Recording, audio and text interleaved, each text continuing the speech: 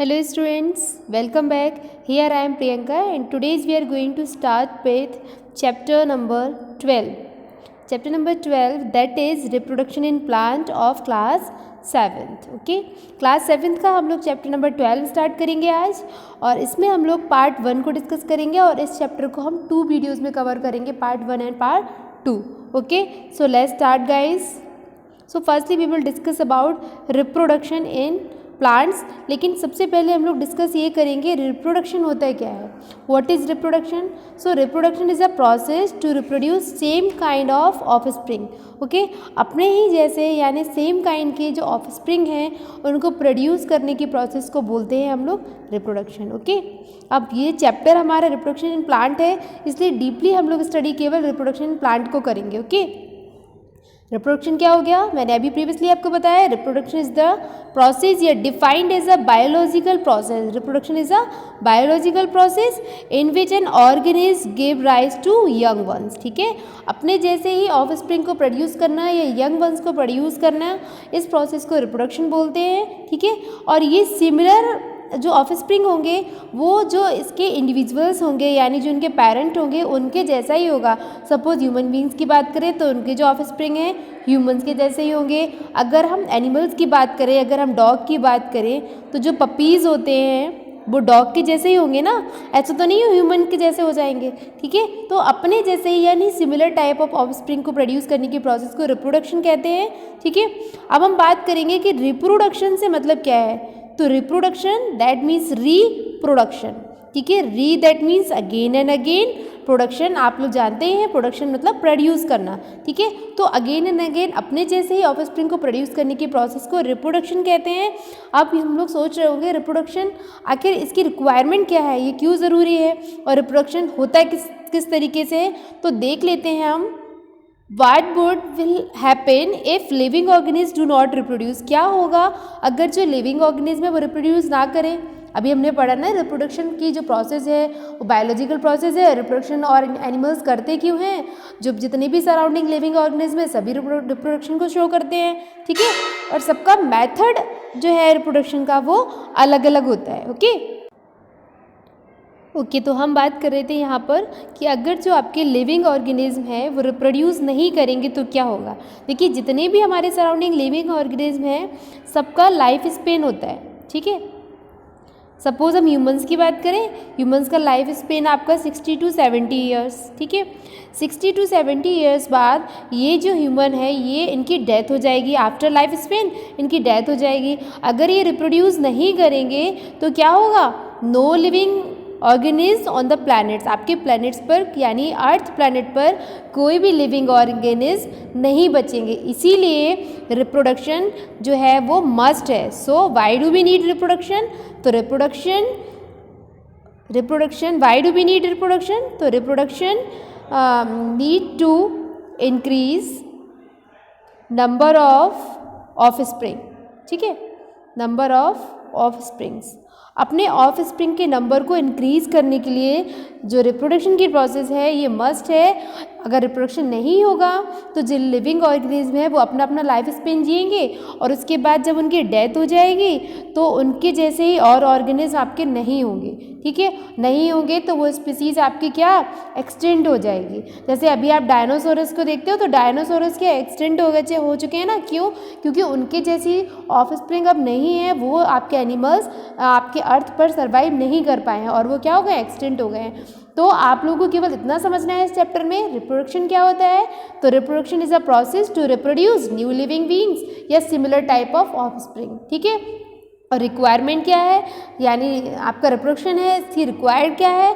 तो reproduction help in the increase in number of reproducing young ones of their own kinds. Okay, आपके जो multiplication है जो organism का वो होता रहता है. ठीक है, जैसे कि आपके पेरेंट्स हैं ये, जैसे आपके पेरेंट्स हैं आप इनके ऑफस्प्रिंग हो, आप लोग 2 भाई हो, फिर आपके भाई 2 बच्चे होंगे, वैसे ही आपके ब्रदर एंड सिस्टर्स के. तो इस तरीके से ये चेन जो है वो आगे बढ़ती रहेगी और रिप्रोडक्शन की प्रोसेस कंटिन्यू रहेगी और सिमिलर टाइप के ऑफस्प्रिंग आपके मल्टीप्लाई होते रहेंगे.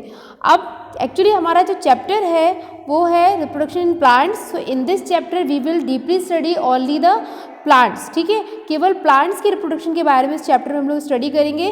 तो उसके लिए सबसे पहले हमें स्टडी करना पड़ेगा पार्ट ऑफ प्लांट्स के बारे में। देख लेते हैं हम लोग part of plants. So there are following type of part of plants. The first is flower, stem, leaves and आपका रूट। ये सारे आपके पार्ट ऑफ प्लांट्स हैं। इन सभी पार्ट से आप फैमिलियर हैं और इन सारे पार्ट्स को हम लोग बोलते हैं वेजिटेटिव पार्ट। ये शूट है सारे जितने भी पार्ट हमने पढ़े। इसके अलावा भी कुछ पार्ट है, उनके बारे में हम लोग डिस्कस कर लेते हैं। जैसे नोड। नोड क्या है, देख पा रहे होंगे इस प्लांट में जहाँ से आपकी ब्रांचेस निकली हुई हो या फ्रूट्स या लीव्स, कुछ भी आपका ब्रांच निकला हुआ है वहाँ से उसको हम बोलते हैं नोड। तो node is a point on the plant stem where the flower, branch and leaves first start to grow. कोई भी आपका पार्ट हो प्लांट का, चाहे लीफ हो, चाहे फ्लावर हो, चाहे बड हो, कोई भी पार्ट हो जहाँ से निकल रहा है उस पॉइंट को हम बोलते हैं नोड, ठीक है। The stem region between two nodes, और स्टेम जो आपके वन नोड, सपोज ये यहाँ से लीफ निकली है और एक लीफ यहाँ से निकली, इनके बीच का जो एरिया है इसको हम बोलते हैं इंटर नोड, ओके। जहाँ से आपके branches, leaf and flower firstly निकलते हैं उसको हम बोलते हैं नोड, और उनके बीच का जो स्पेस होता है बिटवीन टू नोड्स के बीच का जो स्पेस होगा इसको हम बोलेंगे इंटर नोड। अब बात करते हैं बड की।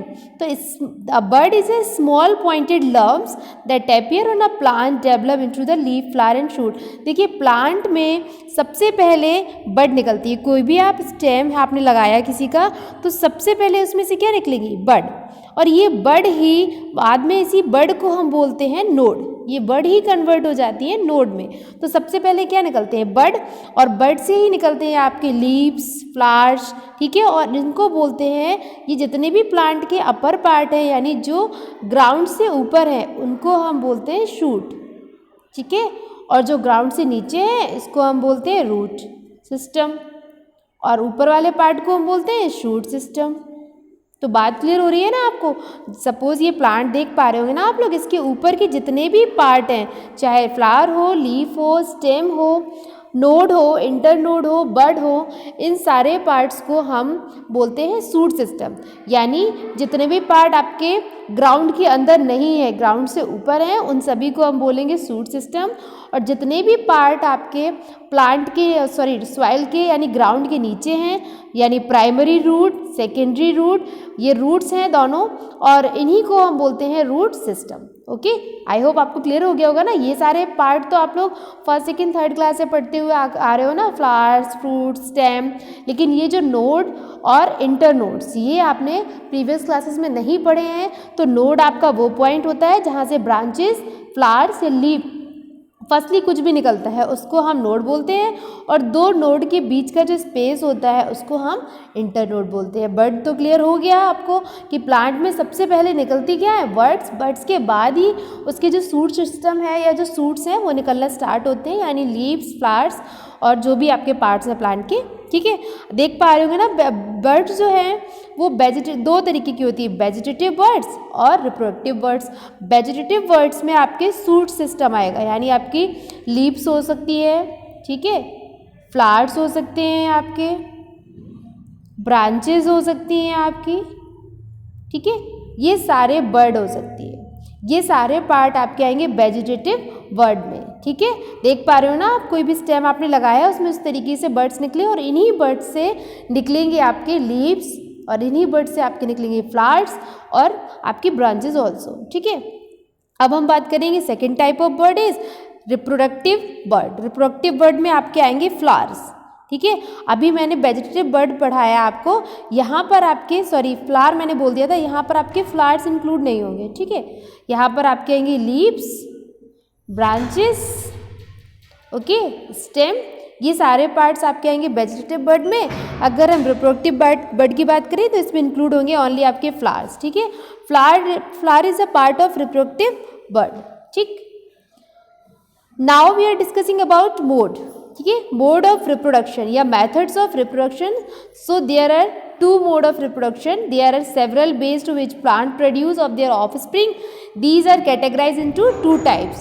Mainly two types में categorize किया है plants के reproduction को. The first is asexual and second is sexual. ठीक है, तो asexual reproduction क्या होगा? Asexual reproduction, insexual reproduction. In asexual reproduction, new plants are obtained from a existing plant. ठीक है, without reproduction of seed. इसमें विदाउट सीड के जो रिप्रोडक्शन हो रहा है, ठीक है, प्लांट से प्लांट ग्रो होगा, उसकी सीड्स का हम यूज़ नहीं करेंगे, ठीक है, तो उसको हम बोलेंगे एसेक्सुअल रिप्रोडक्शन. सेक्सुअल रिप्रोडक्शन में सीड्स के थ्रू जनरली हम लोग करते भी हैं ऐसा ना, जैसे सपोज हम मैंगो की बात करें तो मैंगो के जो सीड्स होते हैं उनको हम लगा देते हैं और न्यू प्लांट्स ग्रो हो जाता है. तो इस टाइप का रिप्रोडक्शन सेक्सुअल रिप्रोडक्शन हुआ. लेकिन एसेक्सुअल रिप्रोडक्शन में सीड्स की रिक्वायरमेंट नहीं होती है. ठीक है, तो क्लियर हो गया ना. सेक्सुअल रिप्रोडक्शन क्या है? In sexual reproduction new plants are obtained from seeds. इसमें सीड्स से हम न्यू प्लांट्स को ग्रो करते हैं, सीड्स को हम सोन कर देते हैं और उसके बाद उसमें से न्यू प्लांट ग्रो हो जाता है. और एसेक्सुअल रिप्रोडक्शन में सीड्स की रिक्वायरमेंट नहीं होती है, यहाँ पर विदाउट सीड्स के ही प्लांट को ग्रो कराया जाता है. तो इसके कुछ मेथड्स हैं जिनके थ्रू एसेक्सुअल रिप्रोडक्शन होता है, तो उसको हम देख लेते हैं. चलिए, तो एसेक्सुअल रिप्रोडक्शन डिफरेंट वेज से होता है. First ways is vegetative propagation. अब वेजिटेटिव प्रोपिगेशन लिखा है ना, तो वेजिटेटिव से मतलब आप लोग समझ ही गए हैं कौन कौन से part, root, stem, leaves and buds. Budding, by budding, ठीक है, by fragmentation and by spore formation. इन सारे मेथड्स के द्वारा एसेक्सुअल रिप्रोडक्शन प्लांट्स में होता है. The first is vegetative propagation, second is budding and third is fragmentation and last spore formation. तो इस वीडियो में हम लोग केवल वेजिटेटिव प्रोपिगेशन को कवर करेंगे, by budding, by fragmentation and by spore formation. इसको हम पार्ट 2 में कवर करेंगे. ओके, तो देख लेते हैं वेजिटेटिव प्रोपिगेशन क्या है. Reproduction through the vegetative parts of plants. यानी कौन कौन से पार्ट आपका वेजिटेटिव पार्ट्स में आपका स्टेम हो गया, लीफ हो गया, रूट हो गया, ये सारे वेजिटेटिव पार्ट्स के द्वारा जो रिप्रोडक्शन होता है उसको हम बोलते हैं वेजिटेटिव प्रोपगेशन. अब ये आपका एसेक्सुअल का टाइप है, तो ऑब्वियस सी बात है कि इसमें सीड्स की रिक्वायरमेंट नहीं होगी. ठीक है, it's a type of asexual reproduction in which new plants are produce by roots. इसमें न्यू प्लांट जो प्रोड्यूस होगा किसकी हेल्प से? रूट्स की हेल्प से, स्टेम के थ्रू, लीव्स के थ्रू एंड बर्ड्स के थ्रू. ठीक है, इन चारों पार्ट्स के थ्रू प्लांट्स जो है रिप्रोड्यूस करेंगे. ठीक है, प्लांट्स मल्टीप्लाई करेंगे और अपनी जैसी ऑफस्प्रिंग को प्रोड्यूस करेंगे. तो देख लेते हैं stem, leaves, root and buds ये सारे किस तरीके से न्यू प्लांट्स को ग्रो करेंगे, इसको हम अभी देखेंगे. New plants produces exactly individual या identical to the parent plant. बिल्कुल अपने पेरेंट प्लांट की तरह ही स्टेम जो है वो प्लांट ग्रो करेगी, वैसे ही लीफ, वैसे ही रूट एंड बर्ड्स. अब किस किस तरीके से कौन कौन से प्लांट रिप्रोड्यूस करते हैं देखेंगे हम. तो हम डिस्कस करेंगे स्टेम कटिंग. जैसे हमने स्टेम की बात की ना, तो हम स्टेम कटिंग के थ्रू स्टेम से न्यू प्लांट को ग्रो करते हैं. जैसे आप देखते हो ना, जैसे हमने मोस्टली देखा है रोज़. ठीक है, रोज़ का हम लोग स्टेम लगाते हैं, उसका स्टेम हम कट करके लगा देते हैं. ठीक है, और वो ग्रो कर जाता है और उससे फ्लावर्स निकल आते हैं. ये देख पा रहे होंगे बहुत सारे प्लांट हैं जिनका हम स्टेम लगाते हैं. लेकिन स्टेम आपका ऐसा होना चाहिए जिसमें क्या निकले हो? Birds.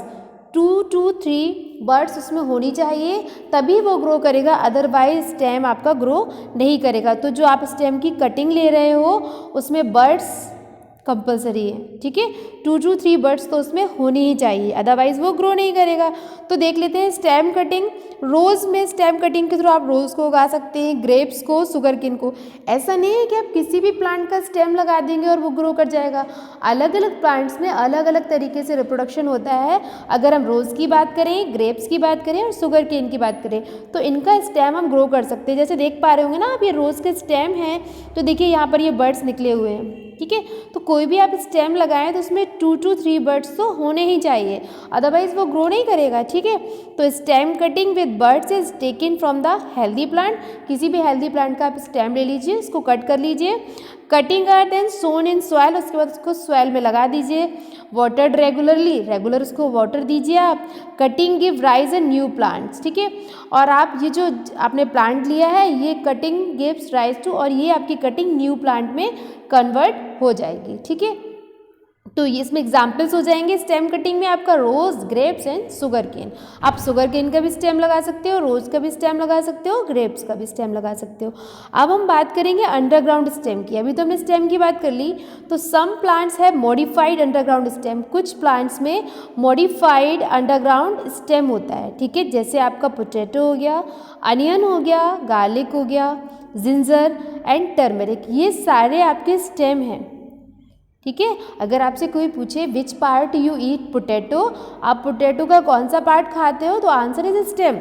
Onion also, garlic also, ginger, turmeric, इन सभी का आप स्टेम खाते हो, लेकिन स्टेम इनका किस फॉर्म में होता है, हमने पढ़ रखा है ना कि इनका जो अंडरग्राउंड स्टेम है मॉडिफाइड फॉर्म है। तो पोटैटो का जो स्टेम है ये ट्यूबर फॉर्म में है। अनियन और गार्लिक की बात करें तो बल्ब फॉर्म में, अगर हम जिंजर और टर्मरिक की बात करें तो राइजोम फॉर्म में, ठीक है। ये सारे स्टेम ही हैं, ठीक है। आप पोटैटो के पीसेस कट करके इसको लगा दोगे, इसके स्टेम को आप लगा दोगे तो वो ग्रो कर जाएगा। और देखा होगा पोटैटो में कुछ इस तरीके के आपके जर्म्स निकल आते हैं, तो इनको हम आई ऑफ पोटैटो बोलते हैं। इनको क्या बोलते हैं, आईज ऑफ पोटैटो, ठीक है। तो क्लियर हो गया होगा ना आपको कि आपके अंडरग्राउंड स्टेम में क्या क्या आता है, potato, onion, garlic, ginger and turmeric, और किसका कौन सा मॉडिफाइड फॉर्म है वो मैंने आपको बता दिया है कि पोटैटो का आप ट्यूबर फॉर्म है, गार्लिक और अनियन का बल्ब फॉर्म में है, और आपका जिंजर एंड टर्मरिक का जो आप खाते हो स्टेम ये किस फॉर्म में है, राइजोम फॉर्म में, ठीक है। अब हम बात करेंगे लीव्स, ठीक है। लीव्स के थ्रू किस तरीके से रिप्रोडक्शन होता है, जैसे वेजिटेटिव प्रोपेगेशन में हमने पढ़ा बाय स्टेम, तो बाय स्टेम क्लियर हो गया हमें। अब हम पढ़ेंगे बाय लीफ, तो लीफ के थ्रू किस तरीके से रिप्रोडक्शन होता है देखेंगे हम। तो इसके लिए बेस्ट एग्जाम्पल है हमारे पास ब्रायोफाइलम। ब्रायोफाइलम की जो लीफ है आप देख पा रहे हो, उसमें लीव्स के कॉर्नर पर यानी मार्जिन पर कुछ इस तरीके से बर्ड्स निकल आते हैं, और इसकी लीफ जो है बहुत थिक होती है, ठीक है। इसकी लीव्स, ब्रायोफाइलम की लीफ जो है बहुत थिक होती है, और इसमें कुछ इस तरीके से बर्ड्स निकल आती हैं, और ये बर्ड्स ही ग्रो कर जाती हैं। और जैसे ही ये बर्ड्स निकलेंगी, ये बर्ड्स थोड़ा इनका साइज जब इंक्रीज होगा तो ये जो लीफ है वो फॉल डाउन हो जाएगी, नीचे गिर जाएगी, और इसके ये जो बर्ड्स हैं ये ग्रो कर जाएंगे। तो देख पा रहे होंगे ना एक लीफ से कितने सारे प्लांट्स ग्रो कर रहे हैं यहाँ पर। तो some plants have leaves that contain bud that can develop into plant, ठीक है। कुछ प्लांट्स की लीव्स में ही बर्ड्स कॉर्नर में डेवलप हो जाती हैं और वो फाइनली प्लांट्स में कन्वर्ट हो जाती हैं। If a leaf of this plant fall moist soil, अगर ये लीफ सपोज सॉइल पर गिरी हुई भी है और फिर भी इसमें बर्ड्स निकले हुए हैं, तो वो भी ये न्यू प्लांट में कन्वर्ट हो जाएंगे। तो एग्जाम्पल इज ब्रायोफाइलम, ठीक है।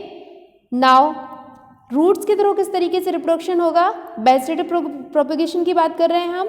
तो some plants have modified thickened root with bud, कुछ प्लांट्स की रूट मॉडिफाइड रूट होती है और थिक होती है, ठीक है। तो उनको लगाने से भी उनकी रूट्स को लगाने से आपको जो प्लांट्स, न्यू प्लांट्स हैं वो ग्रो हो जाएंगे। रूट्स ऑफ स्वीट पोटैटो की रूट की बात करें, आप डहेलिया की रूट की बात करें, आर सोन इन सॉइल, इनकी रूट को आप सॉइल में सोन करेंगे तो after some time we will see new plant is grown. कुछ समय बाद हम क्या देखेंगे, उसमें से न्यू प्लांट ग्रो हो जाएंगे। बर्ड्स प्रेजेंट ऑन रूट, लेकिन मस्ट क्या है, मैंने आपको बताया जब भी आप कोई स्टेम लगा रहे हो, कोई लीफ आपकी है उसमें भी रिप्रोडक्शन हो रहा है या रूट्स में हो रहा है, तो सबसे फर्स्ट उसमें क्या होनी चाहिए, बर्ड्स होनी चाहिए। अगर उसमें बर्ड निकल रही हैं तभी वो प्लांट आपका ग्रो करेगा। तो buds present on root grow and give rise to new plant, ठीक है। तो रिप्रोडक्शन बाय स्टेम हो गया, रिप्रोडक्शन बाय लीफ हो गया, रिप्रोडक्शन बाय रूट हो गया। अब हम लोग कैक्टस की बात, थोड़ी सी जनरल कैक्टस की बात कर लेते हैं कि कैक्टस आपका जो है ऐसा प्लांट है, इसका कोई भी पार्ट आपका डिटेक्ट हो जाए तो वही पार्ट इसका ग्रो कर जाता है। Plant such as cacti produce new plant when their parts get detect. इसका कोई भी पार्ट आपका डिटेक्ट हो जाए from the main plant of body, main plant body से कोई भी पार्ट डिटेक्ट हो जाए तो each part grow into new plant. इसका कोई भी पार्ट डिटेक्ट हो जाए तो इसका हर पार्ट न्यू प्लांट में कन्वर्ट हो जाएगा। ओके, तो क्लियर हो गया ना आपको। आज की वीडियो में हम लोगों ने डिस्कस किया एसेक्सुअल रिप्रोडक्शन ऑफ प्लांट, और इसमें हम लोगों ने डिस्कस किया है एसेक्सुअल रिप्रोडक्शन 4 मेथड से होता है। वेजिटेटिव प्रोपेगेशन, एक बार हम लोग समरी देख लेते हैं इसकी, सारी स्टार्टिंग से जो भी हमने पढ़ा है उसको एक बार समराइज कर लेते हैं। सबसे पहले हम लोगों ने पढ़ा था रिप्रोडक्शन। तो रिप्रोडक्शन किस तरीके से होता है हमने बता दी, vegetative parts and reproductive parts के थ्रू। उसके बाद हम लोगों ने मोड ऑफ रिप्रोडक्शन पढ़ा। मोड ऑफ रिप्रोडक्शन में हमने पढ़ा 2 तरीके से होते हैं reproduction, asexual and sexual. Asexual में हमने पढ़ा सीड्स की रिक्वायरमेंट नहीं होती है, सेक्सुअल में सीड्स की रिक्वायरमेंट होती है। उसके बाद हम लोगों ने डिस्कस किया असेक्सुअल रिप्रोडक्शन 4 तरीके से होता है। Vegetative propagation by budding, by fragmentation, by spore formation. Vegetative propagation by roots, by stem, by leaves and by bud. By stem किस तरीके से होता है वो हम लोगों ने डिस्कस कर लिया है। बाय स्टेम, स्टेम के थ्रू होगा आपका कटिंग, स्टेम कटिंग लगाने से, बस उसमें बड प्रेजेंट होनी चाहिए। उसके बाद अंडरग्राउंड स्टेम के बारे में भी हम लोगों ने डिस्कस किया। उसके बाद लीव्स, लीव्स में ब्रायोफाइलम हमने बताया इसका बेस्ट एग्जांपल है। ब्रायोफाइलम के मार्जिन पर लीव्स कुछ इस तरीके से निकल आती है बड फॉर्म में, और लीव्स इसकी फॉल डाउन हो जाती है और इसमें से न्यू प्लांट्स ग्रो हो जाते हैं। रूट्स की हमने बात की, रूट्स के द्वारा रिप्रोडक्शन किस तरीके से होता है कि रूट्स में भी बर्ड्स निकली हुई होनी चाहिए, उनको हम सोन कर देंगे और वो न्यू प्लांट में कन्वर्ट हो जाएंगी। कैक्टस के बारे में हम लोगों ने पढ़ा, कैक्टस का कोई भी पार्ट इसका डिटेक्ट हो जाए, जो आपका मेन प्लांट है उसका कोई भी पार्ट डिटेक्ट हो जाए, every part grown into the new plant. ठीक है, तो आज की वीडियो में इतना ही स्टूडेंट्स, मिलते हैं नेक्स्ट वीडियो में। तब तक के लिए bye bye, take care, thanks for watching this video.